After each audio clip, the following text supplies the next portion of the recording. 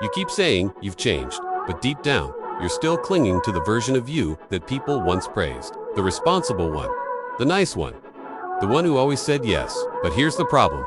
You've outgrown that version, and it's killing your growth. Maybe this hits close to home. Maybe you feel like you're stuck, unseen, unheard, unappreciated. You're going through the motions, waiting for life to change. But what if change starts with you? What if you're clinging to an old identity that no longer serves you? You're gonna love this episode. So when I think about characters, I think about their backstory. Who were they before the story started?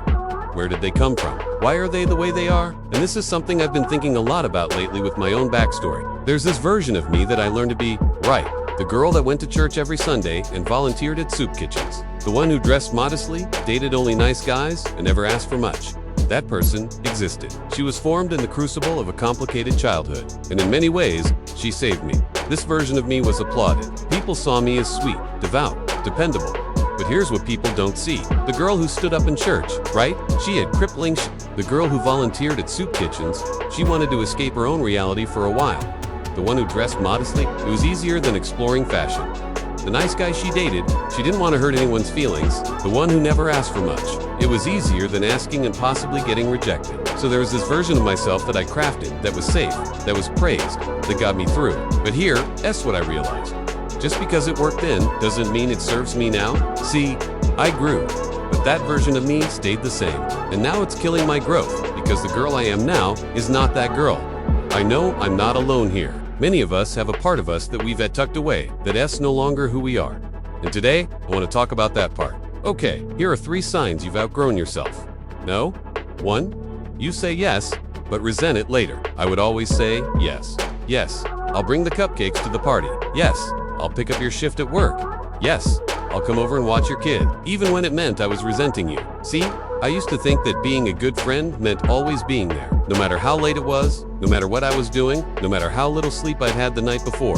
If you needed me, I'd drop everything. And maybe that worked for a while. Maybe it made me seem loyal or selfless or generous. But it wasn't real. I was hiding how I truly felt behind the mask of yes. I thought I was being a good friend, but I was sacrificing myself. And yes, I thought I was helping people, but I was burning out. I felt resentful. I hated being taken for granted. And I knew I couldn't keep doing it forever. But I kept going until I burned out. Until I started saying no. Until I started prioritizing my own life. And yeah, maybe some friends were lost along the way. But the ones who mattered understood. They saw that I was being true to myself, not them. Which brings me to number 2. No. 2. You stay quiet even when you want to speak. This is another way I used to protect people. I would never tell anyone I disagreed with them. I would never rock the boat. I would never tell anyone they were wrong. And yeah, maybe that made me seem agreeable. Maybe it made me seem like a team player. But it wasn't real. I was hiding my thoughts and opinions behind the mask of silence. I thought I was keeping the peace, but I was selling out my voice. I felt unseen. I felt unheard. I felt insignificant. And I knew I couldn't keep doing it forever. But I kept going until I had to say something. Until I started speaking up, until I started demanding to be seen. And yeah, maybe some friendships were lost along the way, but the ones that mattered, listened. They saw that I was being true to myself, not them. No. 3.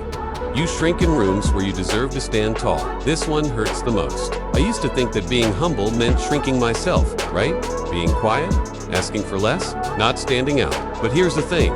You can be confident without arrogance. You can demand respect without being aggressive.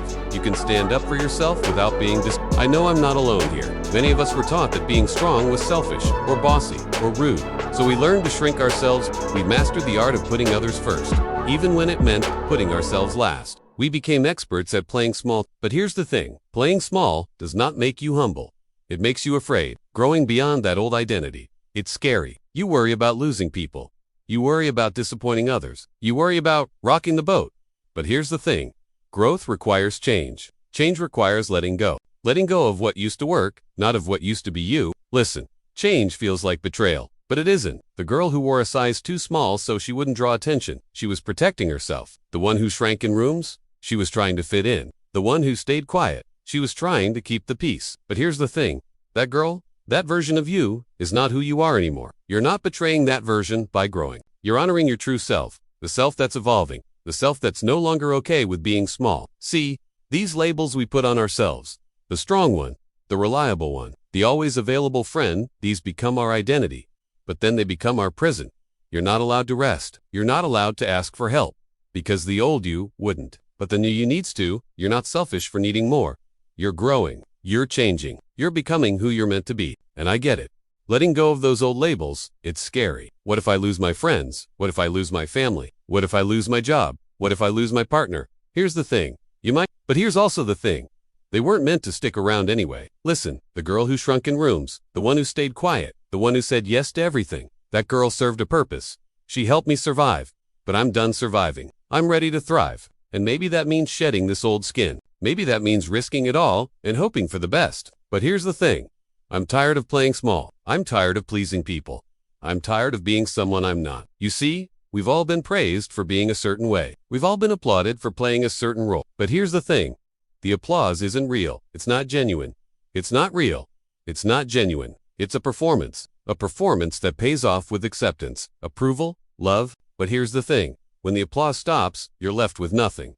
When the curtain falls, you're left empty. The truth is, you're not breaking the mold.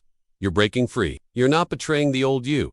You're honoring the new you. The new you who's ready to take up space. Ready to speak up. Ready to be seen. The new you who deserves love for who you are, not for what you do. If any of this resonates, if you're ready to evolve, not just survive, check out this video next. And please share this video with anyone who needs to hear this message. As always, thanks for watching, and I'll see you soon.